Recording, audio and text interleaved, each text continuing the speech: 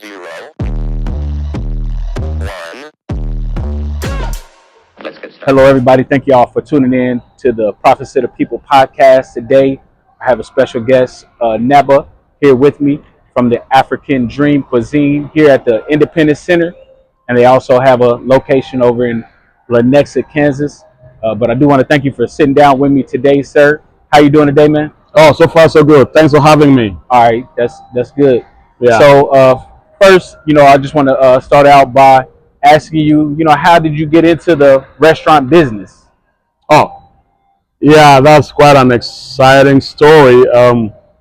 So when I came to America 15 years ago, I came in here 2010.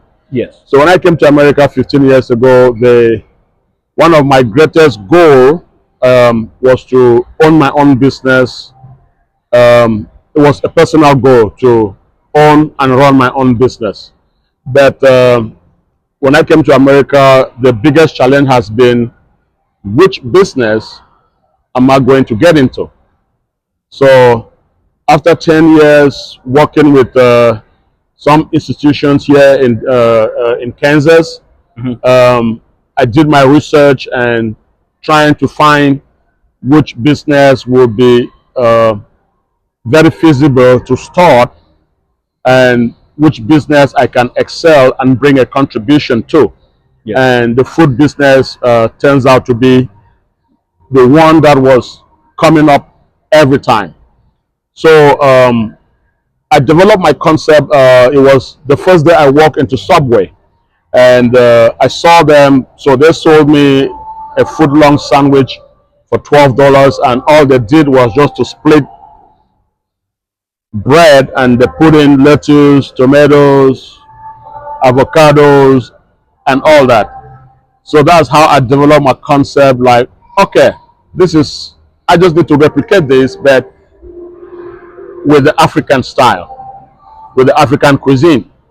So, and the second thing I noticed was the African cuisine is not really that represented in the United States. And on the other side of it, the part of the cuisine that is being represented is the negative part. So I was like, I will make it a dream to present the African cuisine in the United States, the positive side about it. Because in every cuisine or in every culture, there is the positive and the negative. But what has been predominantly out there, especially on social media, is the negative attachment to what African cuisine is all about. And people don't really know the positive side about African cuisine, which that's how African Dream Cuisine came about. So what are some of the negative things, I guess, as far as people see out there on social media? Well, so that you see? There's a lot of cultural differences and approach to food. Yeah. The way, let's say America and the rest of the world, they all have different approach to what food is all about. And the things that there is a lot of, I call it food comedy in social media about somebody just eating a whole mountain of fufu or something mixed together, and they are just eating it and having fun. Yeah. That's just food comedy. That has nothing, it's not a true representation of what the cuisine is all about. Okay. So my understanding of African cuisine, always like to go back to how our grandmothers, they used to cook. So African cuisine, for the first part, has to be all natural. So it's a farm to table process. Okay. So in a typical African scenario, every African woman, mother, have like a garden behind the house. If they don't have a garden, they have a farm. If they don't have a farm, then they'll just go to the market and buy their produce. Yeah. And all those produce are 100% organic produce. And all they do is come back into the kitchen and convert that produce into home tasty meal. So when you was in Africa, did you cook there? Did you have any kind of? Yeah, so I come from a household of 5 siblings. I'm the middle one. amongst two elder brothers and two junior sisters. And the funniest thing is, in our family, I was the one that got lucky, so I didn't really get to cook for anybody. Okay. Because I was in the middle. My elder brothers were cooking for us. By the time it get to my turn, my junior sisters were old enough to start cooking.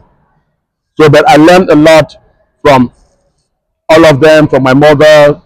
I grew up in the village, and I learned a lot from the way our grandmothers they cook, their method, and which is the method I'm trying to replicate today.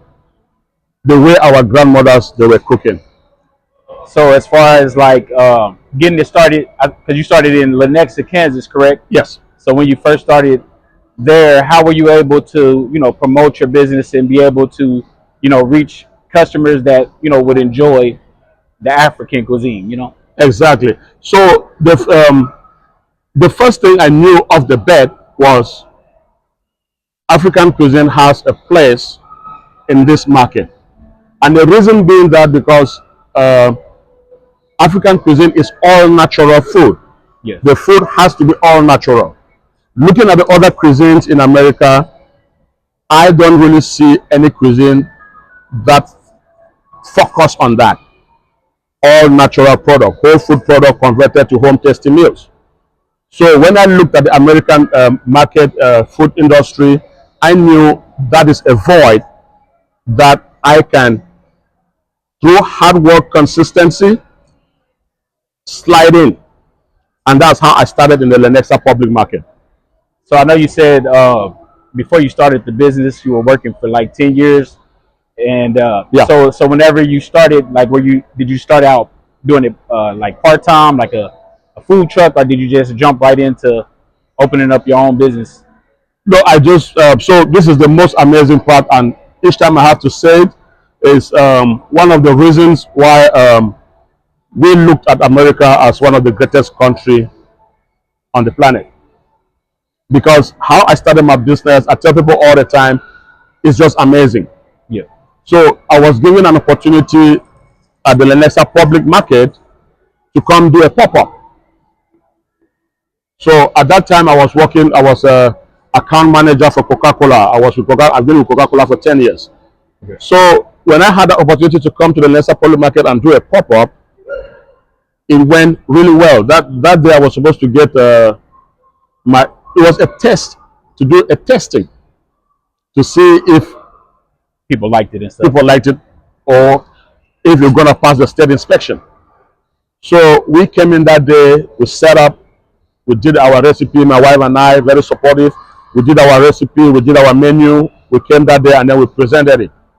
The lady from the state walked in, went through every dishes, we explained everything, and they were amazed. They tried the food, it was great. And the lady just told us to go get our license and start operating. Yes. So we went back home, applied for the license, and they gave us the opportunity to start doing pop-up at the Lenexa public market. They had everything there already in place. They had a commercial kitchen. They had resources that we could use and get started. Mm-hmm.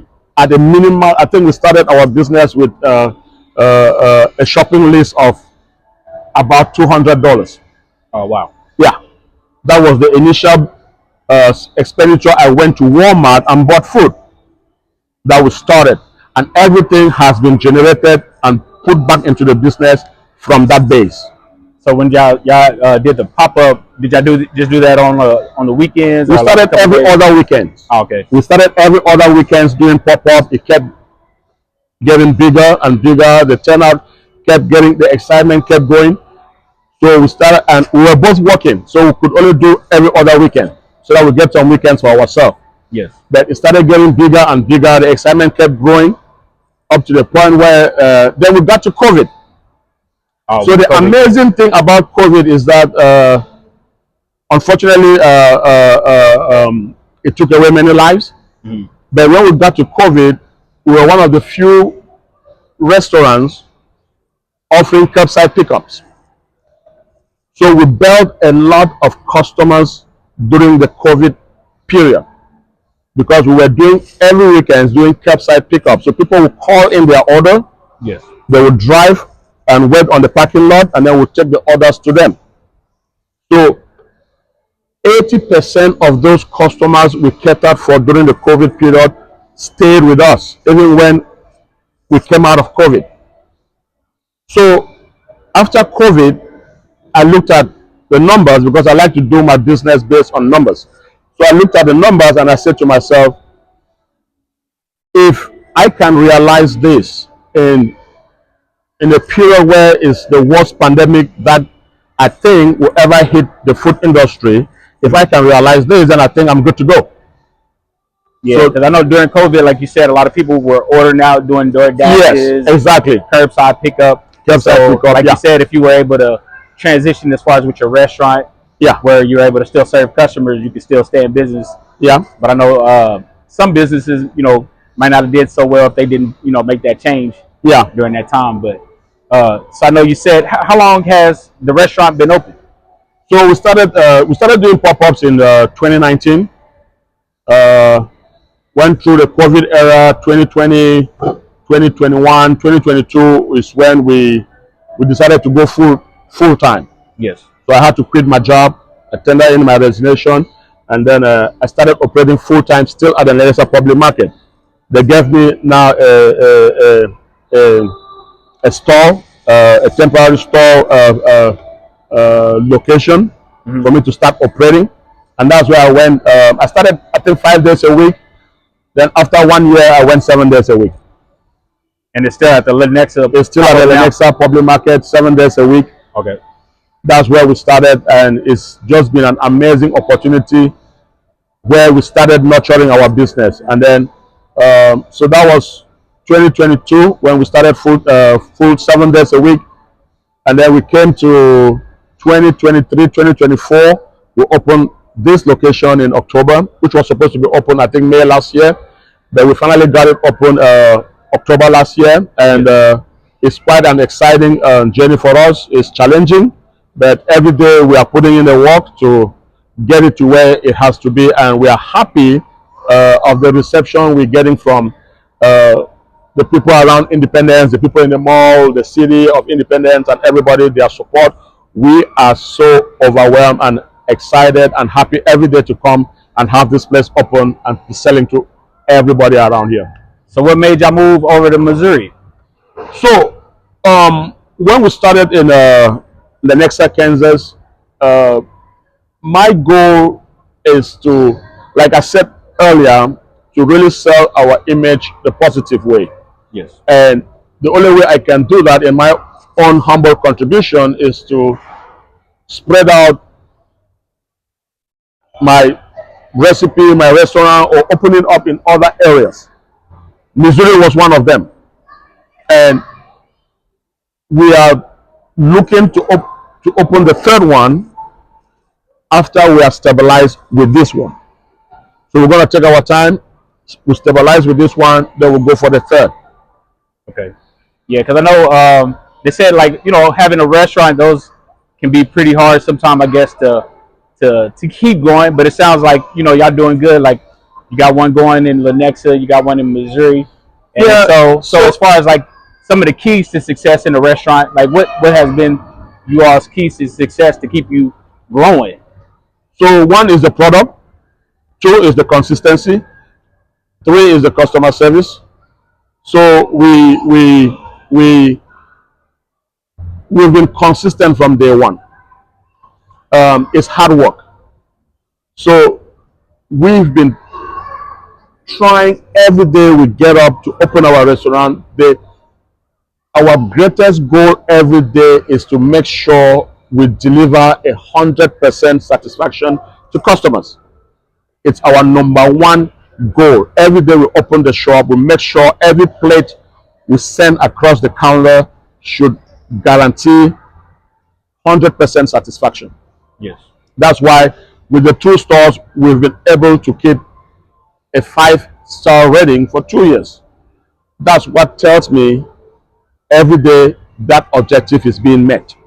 Yes. And that's our commitment to our business, to make sure every day we deliver a 5-star experience to anybody that will have to send the food to across the counter. That's awesome.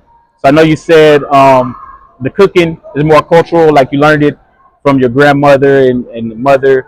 And so, did you have to take any cooking classes? I know you said you had to get a license, but Yeah, have you had to take any cooking classes in America, or is it just strictly like I think you said you was an account manager? yeah. So did you take like business classes? So What kind of the schooling did you have to cooking, do? it's easy for us Africa when it comes to cooking Yeah. because we grow up. Our mothers they cook every day, every day. So you grow up in a house where an African mother has to cook every day, 3 meals a day. So cooking for us is nothing new. It's not cooking for an African is not rocket science. Yes. But the recipes we have today, most of them were kind of like developed by my wife.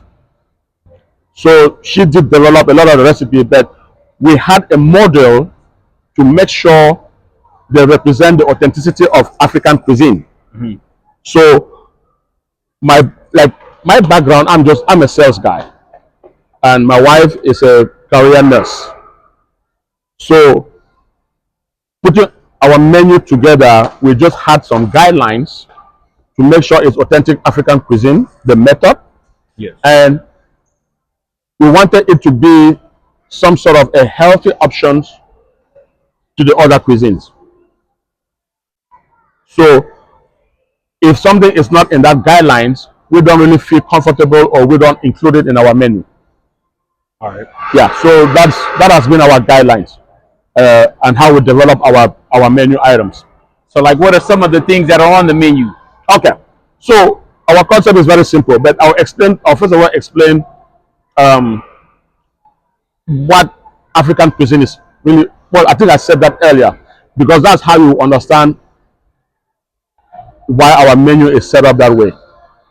So in Africa, it's very simple. You get the corn, the cassava, the yam, the plantains, Yes. the rice, and all you do with it is you just cook it with water. You don't add anything else to it. You don't add cheese, you don't add honey, you don't add none of that. So it stays in its original form. The only other thing you can do to that is to pound it.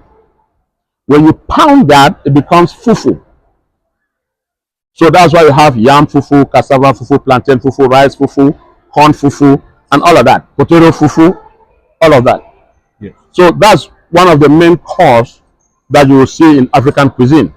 Now, on the next stage is what you eat your fufu with. So we have all kinds of vegetables. We have the hockey berry, we have the okongobong, we have cabbage, we have okra, we have all that.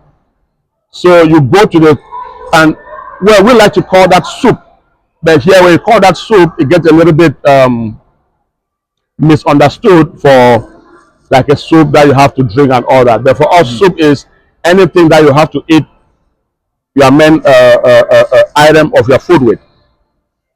So you will get your fufu, you will eat it with your sauce, and then the meat. Yes. So the meat is well predominantly beef, chicken, cow, goat, fish. We do a lot of dry fish. In Africa, we call it dry fish. Here is smoked fish. Yes. Yeah, and I always tell people Africa is number one when it comes to smoking fish or meat. For the reason being that we don't just smoke here; they just smoke meat to eat it. In Africa, first we smoke to conserve, to preserve. Yeah. Yeah, so we first of all smoke our meat to preserve it. So we go through all the stages of smoking to get the meat to be smoked in a way that you can preserve it. So when it comes to smoking meat, I still believe we are the experts. Yeah, because we do that first of all to preserve it, Yes. and then we do that then second to eat it. So I don't know if you mentioned what part of Africa are you from? Cameroon, Cameroon. Okay. it gets confused sometimes. You say West Africa, and so part of Cameroon is in West Africa, and another portion is in Central Africa. So we are kind of in the middle of West or Central Africa. That's where you find us. So I know you said so I know like food, it is a representation of people's cultures. Yeah. And so, like, what y'all eat in Cameroon, would it be different, like in another part of Africa, or is there a lot of similarities in Oh no, how things are done? it's the entire Africa is just. That's where in America today we get a little bit confused because let me just go to Cameroon where I'm from. So in Cameroon we have villages, Yes. and every village they have their own food. They have their own particularity in what they are known for. So that's just in Cameroon. So in Cameroon alone, we have like thousands of different kinds of food for the different regions. So you can't even represent that cuisine anywhere because you can't get to do that much different kinds of food. Yes. Yeah. So then when you get out of so in Africa, when you get out of Africa, the West it's different from the East. So in East Africa you have Kenya, Tanzania, and all that. Their own method of cooking is different. But in West Africa, Cameroon, Nigeria, Ghana, there are some similarities. You go up north, up north is usually I think more of like the Mediterranean style. Yes. Yeah, but West and East Africa is kind of like the authentic Africa with a little blend of European cuisine. Yeah.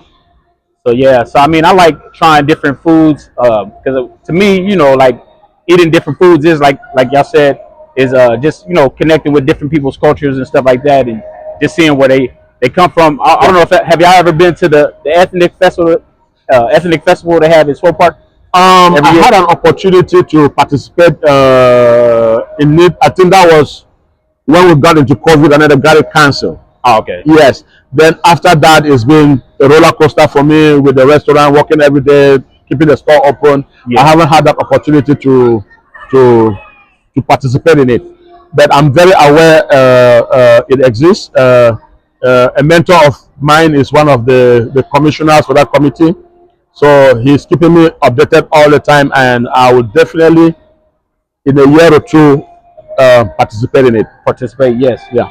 And also, so I know you said when you came here, you were trying to see what type of businesses to get into. So is this your all's first business that you started, or did you have any other businesses that you started and then you kind of?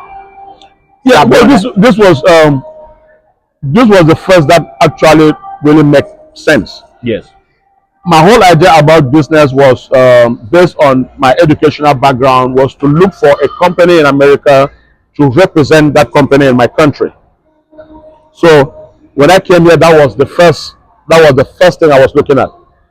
Is there a company here where I can go back home and be a representative of that company? And you said you was working at Coca-Cola? Yes. Okay. So coming to America, that was my first goal. When I said own my own business, that was what I was looking at. Then with the challenges in America, you have to first get yourself situated. You have to first get a job. You have to first take care of yourself, take care of your bills. I just got married. We had a kid, so everything became a little bit complicated. Yeah. So then I realized if I have to do anything, it has to be here because I'm here.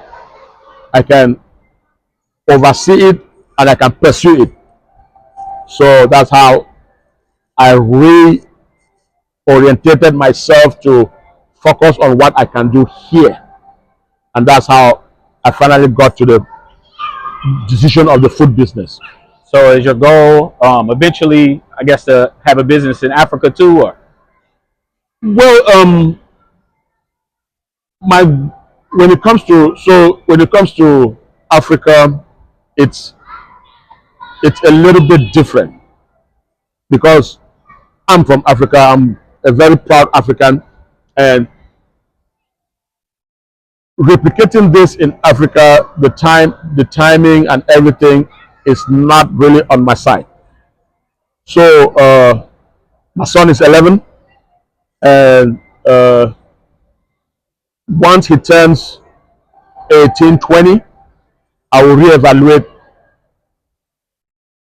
what I want to do Yeah. because I just can't.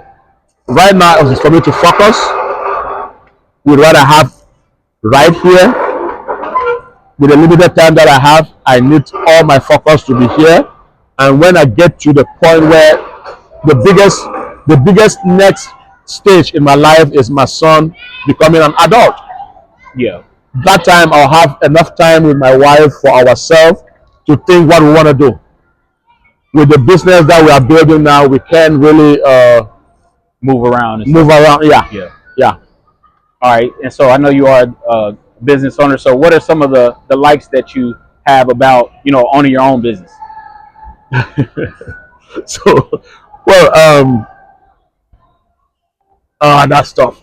So there's the perception and there is the reality. So the first thing, before I had a business, I thought, oh, yeah, I'll just be fine. I'll work less, and I'll just be this boss and just do my own thing. Then when I got into it, I realized that the customers, they own me. Yeah. So I'm really no boss. The customers, when they need their food, they need their food. When you say you'll be open 7:30 to 9:30, you better be there. The stores better be open. If you are not there, you have to put somebody there. So that reality kicked in early. I realized that, oh, I'm not that boss that I thought I was just gonna be this boss. I'll just take vacations and all that. Not there yet. So the like for me is having a purpose. Yes. So I wake up every day and I really feel I have this purpose, something to go fulfill. I wake up every day and I see my customers coming and they are wanting their fufu. I see my customers coming and they are wanting their oxtail. And then I hasten up, I get my stuff together, and I go deliver. Then when I see the happiness in their face, because if there is one thing I like about what I do, is that I see genuine appreciation. When somebody eats food and it's good, you see the smile comes out of their face. It's there's you don't fool around when it comes to food. Yeah. You eat the food is not good, you are mad.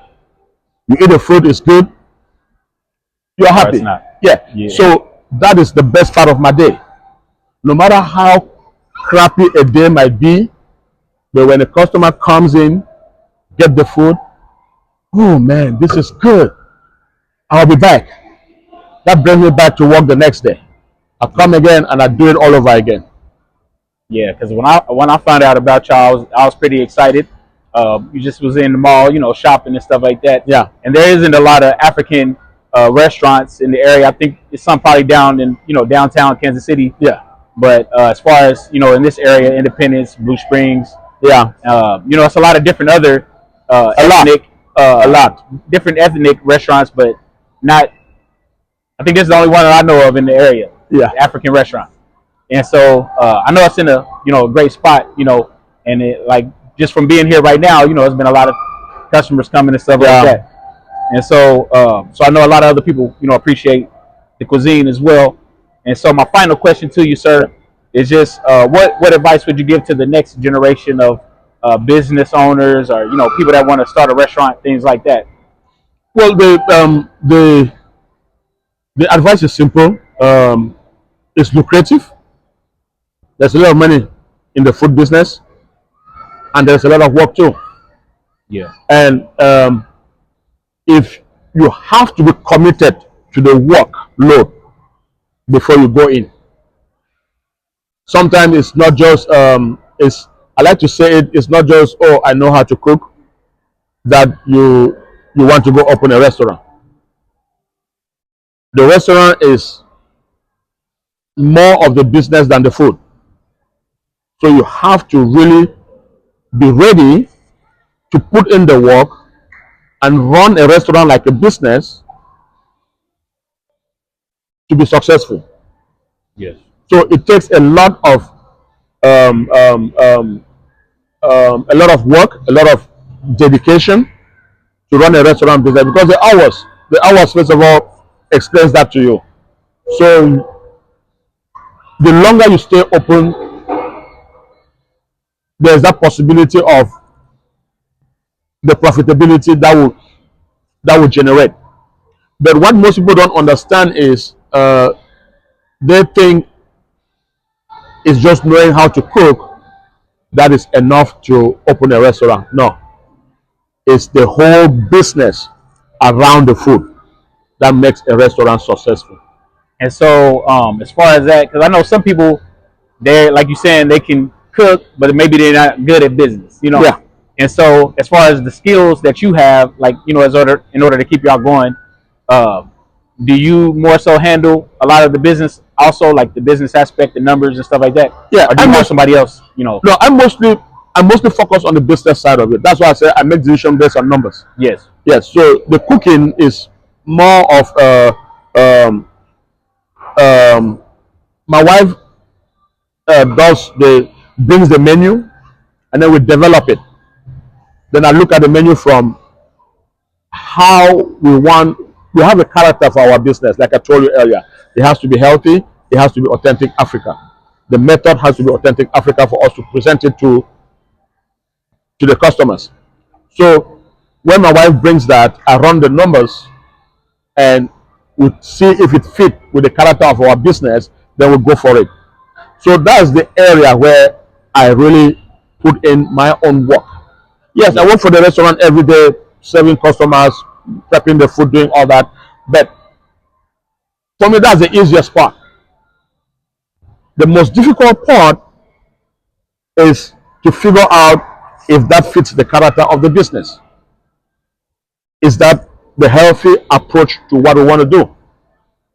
So that's the difficult part, and the entire numbers around the business.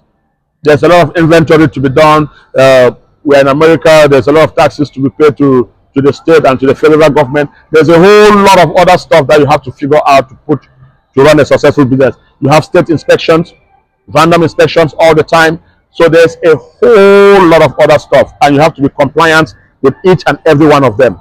You also have to develop yourself. I just did my self training, so I'm self certified, and so you have to take some of those courses to be able to really understand what it takes to run a successful restaurant business in America. It's not just knowing how to cook at home. Oh, not a cook. Yeah, so there's a whole lot of there are some certifications there, resources for you to to to to to to go through and develop yourself before you can actually be successful on a day-to-day restaurant business in America. All right, sounds good. Well, I thank you for sitting down with me today. I'm gonna give the people y'all information so they'll know where to come and get some good African food, and then I'm show them some of y'all pictures of y'all menu and things like that. Yes. But y'all can tune in later and hear the story of Mr. Nabu, and I think we want to thank you for your time Neba. today. Neba, I'm sorry. Yeah. All right. Everybody does that.